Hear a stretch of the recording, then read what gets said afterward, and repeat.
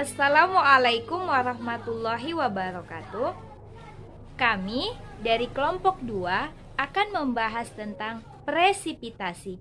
Saya Maharani Syakinah bersama rekan saya Mahendra. Baiklah, di sini saya akan menjelaskan pengertian daripada presipitasi. Presipitasi adalah semua cairan dan partikel air yang jatuh dari awan ke tanah hingga menghasilkan rintik, hujan, salju, kristal es, dan hujan es. Secara singkat, presipitasi adalah suatu proses hujan yang terakhir. Proses ini terjadi ketika awan mencair akibat suhu udara yang tinggi. Dalam proses inilah hujan terjadi. Butiran-butiran air terjatuh dan membasahi permukaan bumi. Presipitasi adalah penyebutan yang digunakan untuk fenomena pada saat tetes air atau disebut juga dengan sebutan droplet. Dan partikel solid seperti debu terkondensasi lalu jatuh dari awan dan mencapai tanah. Perbedaan antara partikel awan dengan partikel presipitasi adalah ukurannya yang membedakannya. Tetes hujan melebihi berat rata-rata yang setara dengan 1 juta droplet. Karena ukurannya yang sangat besar, presipitasi melebihi kecepatan jatuh yang cukup cepat ketimbang presipitasi awan. Untuk perkembangannya sendiri, perkembangan presipitasi melalui kristal es bergantung kepada droplet awan yang secara tiba-tiba membeku pada temperatur kurang dari 40 derajat Celcius atau kurang dari 40 derajat Fahrenheit.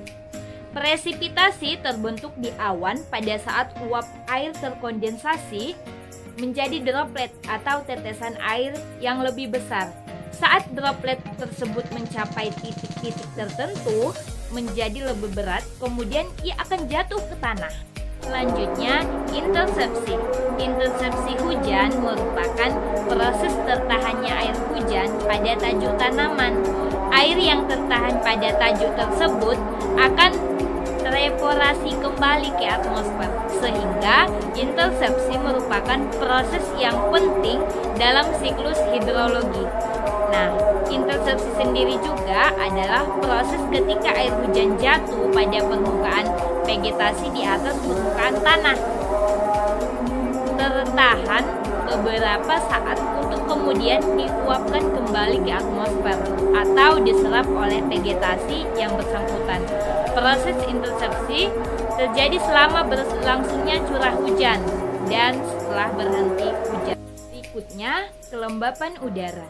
Kelembapan udara adalah istilah yang menunjukkan kandungan air yang terdapat dalam atmosfer.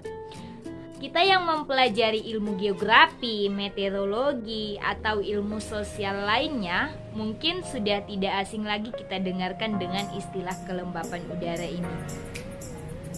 Jika kita terapkan dengan benar istilah atau daripada kelembapan udara ini sendiri, kita nantinya bisa menggunakannya dalam kehidupan kita.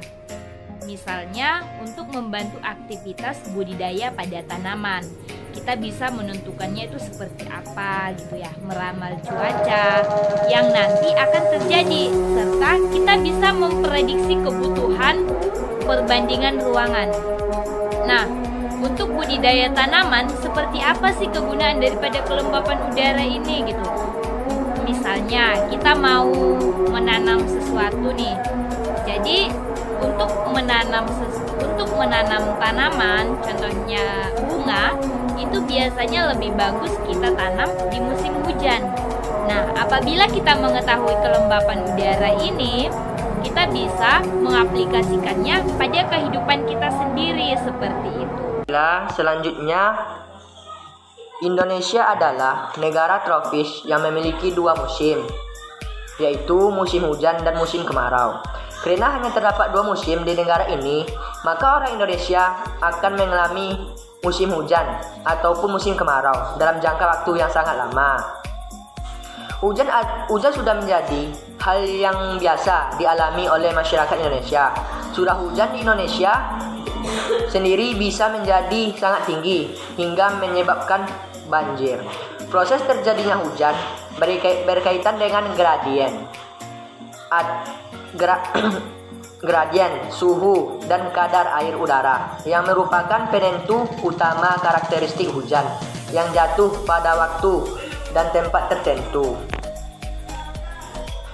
Di sisi lain, pola angin dan topografi juga dapat mempengaruhi curah hujan.